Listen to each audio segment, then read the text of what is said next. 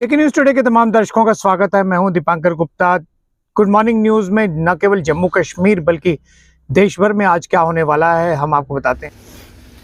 आज सबसे पहले बात चीफ मिनिस्टर उमर अब्दुल्ला की कर लेते हैं। उमर अब्दुल्ला ने कहा कि तमाम वो घर जिनमें मीटर लग गए हैं 200 यूनिट बिजली फ्री मार्च से उन्हें दी जाएगी। सब कमिटमेंट्स जो उन्होंने की हैं वह एक एक करके पूरी की जाएंगी। राज्य के दर्जे के ऊपर उमर अब्दुल्ला का ये कहना था कि सुप्रीम कोर्ट ने ये दिशा निर्देश दिए थे कि राज्य का दर्जा as soon as possible restore किया जाए और एज सून एज पॉसिबल का समय अब आ गया है।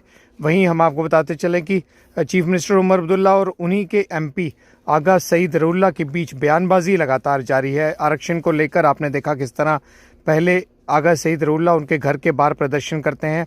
कल राज्य के दर्जे को लेकर एमपी को उमर अब्दुल्ला ने सलाह दी कि वह दिल्ली में प्रदर्शन करें। उस पर रिएक्ट जहरूल्लाह ने कहा कि 370 असल मुद्दा है और उन्होंने ये भी कहा कि वह 100 से ज़्यादा एमपीज़ को इकट्ठा करेंगे और फिर दिल्ली में प्रदर्शन जो है वो करेंगे, विरोध करेंगे। बहरहाल आगे बढ़ जाते हैं। जम्मू कश्मीर की अगर हम बात करते हैं तो जम्मू कश्मीर में कई बार करप्शन को लेकर ऐसी चीज़ें सामने आती हैं जो सुनकर आप भी हैरान रह जाएंगे। पूरा मामला हम आपको बताएं। फायर एंड सर्विसेज रिक्रूटमेंट को लेकर है। किस तरह से आपने देखा 2020 में भर्ती परीक्षा हुई और 2020 की भर्ती परीक्षा को लेकर एंटी करप्शन ब्यूरो ने अब पूरा एक केस दर्ज कर लिया है।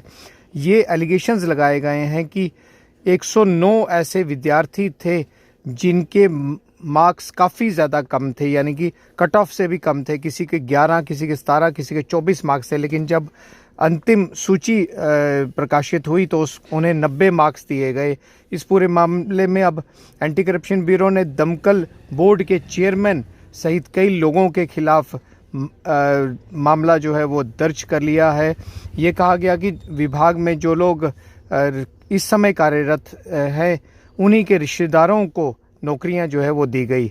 आपको याद होगा कि एक समय था जब यहाँ के जो पूर्व गवर्नर रहे हैं उन्होंने ये कहा था कि जम्मू कश्मीर में करप्शन का लेवल काफ़ी ज़्यादा हाई है।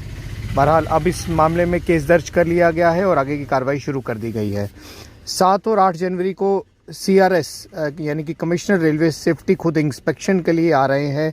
कटरा से रियासी तक ये इंस्पेक्शन होगी। उम्मीद ये की जा रही है कि इसके बाद प्रधानमंत्री से समय मांगा जाएगा और जल्द ही आप देखेंगे कि रेल कनेक्टिविटी जो है वो पूरे देश की कश्मीर घाटी से सीधा जुड़।